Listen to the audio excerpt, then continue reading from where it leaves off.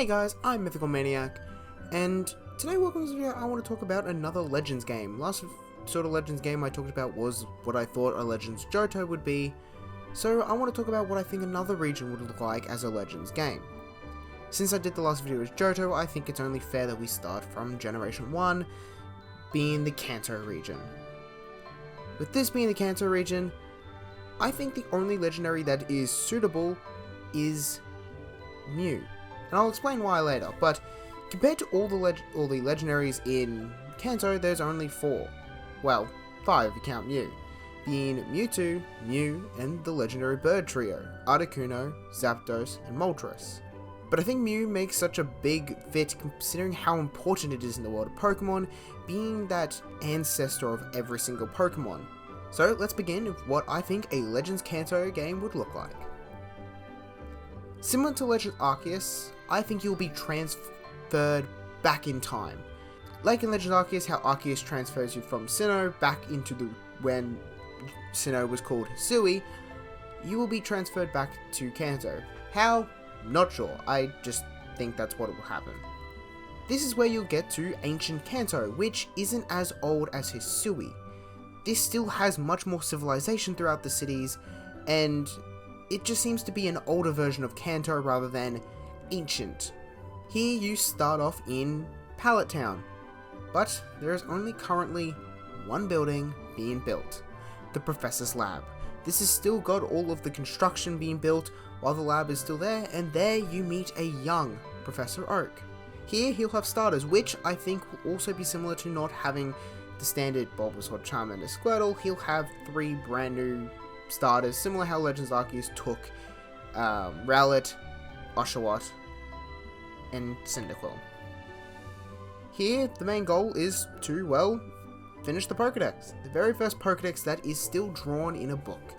Considering we saw Professor Oak in the anime drawing when there was that one episode or movie with Celebi, I think that's what Professor Oak will want to do. He's traveled the world as a young professor and has drawn a lot of the Pokemon and needs someone to fill out information about it, which is where you come in. I think the starters should be these 3. Any reason? Sorta. I think the starters should be Chikorita, Popplio, and Charmander. And these are for a couple reasons. To start off, Kanto is connected to Johto, so there's no reason that Professor Oak could have gone there to get a Pokemon. In this case, Chikorita. As well, Chikorita isn't the favourite of the Johto starters, so I think giving it that new final evolution form would be a good benefit for Chikorita. His cousin lives in Alola, we've met him, so I think it makes sense that he could get a Popplio. Again, not being a very favourite starter, but... And finally, Charmander. This is because that one reason that Professor Oak is seen to have a Charmander or a Charmeleon in that Celebi movie. And just like, Legends Arceus, these will be getting their new final regional evolutions. The game is focused on catching Pokemon and exploring this older version of the region where there's not many cities. Cities are in different spots, there's more forests, tons of that sort of stuff. Even though it's not as old as Hisui, there are still towns that don't exist. During your travel, I think you could meet some new trainers or even younger versions of certain trainers. I think it'd be cool to meet Koga's dad being the current gym leader of this time, and maybe even meet young Koga. And another one that I think is a young Blaine, maybe he has hair back in this version. During this gameplay, the whole point of this is you are helping Oak create the first ever digital Pokedex, writing entries, sketching Pokemon, and along as meeting other new forms of Pokemon at the time.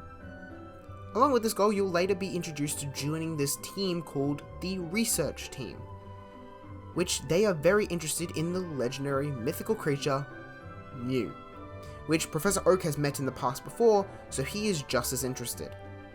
When you do meet this team, you do meet young Blaine.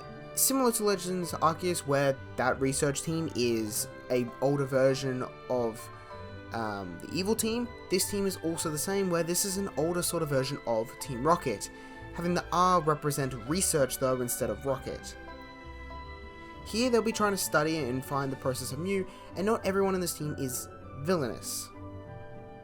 During the game, similar to Legends Arceus, there will be frenzied Pokemon. But instead of a mysterious lightning bolt that causes these unknown reactions, there'll be nothing to know of how these Pokemon are becoming frenzied. And most of these will be focused on brand new regional forms and evolutions to have as that frenzied Pokemon. As you continue the game, you learn more about Blaine and the research team, before finally getting to the final mission of finding and catching Mew and getting its DNA. Here you battle Mew, but as you beat it, it teleports away, leaving behind some sort of DNA. What would this be? No idea, which now the team has access to. This is where we see that the research team takes over, taking over from Blaine's research position and trying to take full control, while Blaine is trying to fight them and argue as they shouldn't. Here you would go to the Cinnabar mansion and you would see two vats.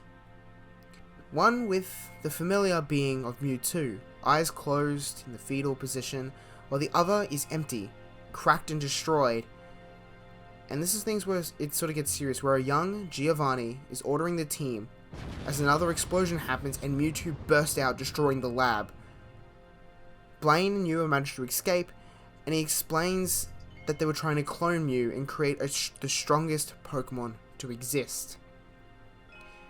They started by creating two versions. One they gave the name of Mewtwo, and the other one being called Mew X.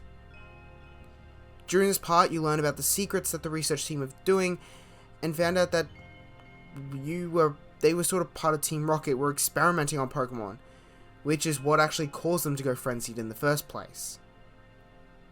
This is sort of the main game anyway, where you finally end up defeating the evil team, going through the case, maybe getting the frenzy Pokemon to help you on your side as you defeat Giovanni and the Team Rocket which exist.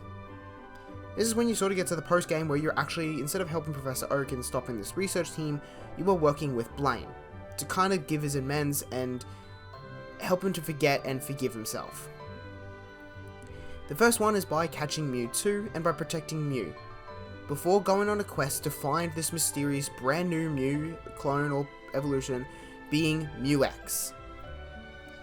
Mew X, I think, could be something brand new, could be whatever, or it could be a combination of Mega Mewtwo X, Mega Mewtwo Y, and Mewtwo all in one to make this really strong beast. I also could see that for some reason this one could be on all fours, making him more that cat-like and royal. I don't know, think it'd be cool. But when you go find Mewtwo, Mew X will be located on Mount Silver, where Red is in the Johto games, where you go battle him. Here, this is where the boss battle will occur, as you're battling sort of the version of Giratina. This would be such a hard fight, as Mew X wouldn't be one Pokemon, it would have almost 3 different stages. Maybe one focusing on its special ability, one focusing on its attack, and then one basically both as Mewtwo. But once you get that Pokemon, that would be the end of the game, and obviously there'd be more shiny hunting and finishing, and maybe even side quests, just like in Legends Arceus. But yeah, this is my thought on what I think a Legends Kanto game would be. Let me know your thoughts. Did you like this idea? Do you think something would be different? It's kind of hard. I don't think all the Legends game would be focused that far into the past. But it's interesting. So I hope you enjoyed, and I'll see you all in the next one.